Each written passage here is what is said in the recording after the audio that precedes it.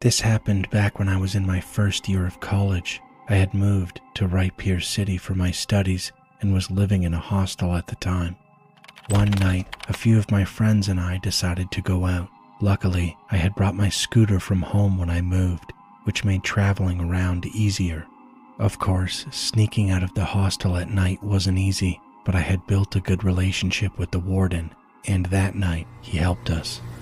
There were 4 of us to start: me, Halor, Jai, and Aditya.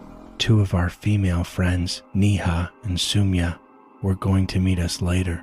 It took them a little while, but eventually they arrived at the spot we told them to. Now we had 2 scooters and 6 people, so we split up.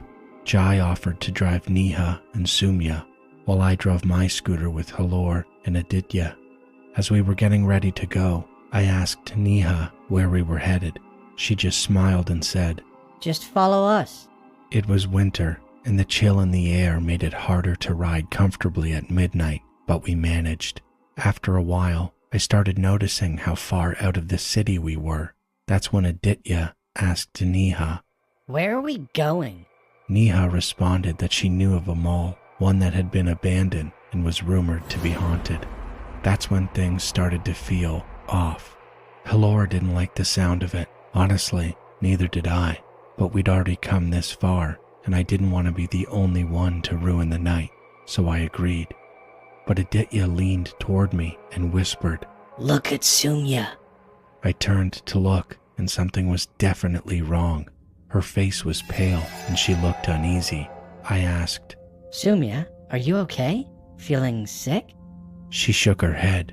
"No, I'm not sick, but something's not right. I have a really bad feeling. We should turn back." Neha snapped at her. "Shut up, or we'll leave you here in this forest." Before I could respond, Halor suddenly asked me to stop the scooter. He said he wasn't feeling well, so I pulled over. Jai, riding behind us, stopped as well. Aditya gave Halor some water while he sat down on a milestone nearby. We started chatting and began coming up with reasons why the mall had been abandoned. Then, out of nowhere, Sumya let out a scream, a loud scream. It startled all of us. Halor choked on his water and stood up abruptly. Sumya began to cry. I rushed to her, grabbing her arms. "What happened?" I asked. Her voice trembled. "We need to leave now, please." Neha was furious. "Stop acting childish." She shouted, but this time Sumya shouted back. "You need to stop this. I'm not joking anymore." That was all I needed to hear. I told Sumya to get on the scooter. We all climbed back on and headed toward town. The ride was quiet, tense. Sumya was clinging to Jai so tightly, it made me a little jealous, I won't lie, but it also showed just how terrified she was. Around 5:30 a.m., we stopped at a tea stall.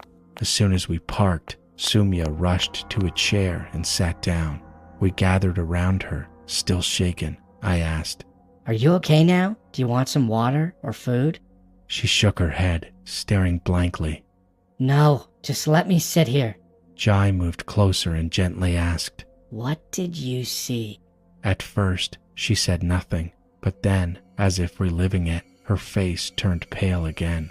What she told us still gives me goosebumps.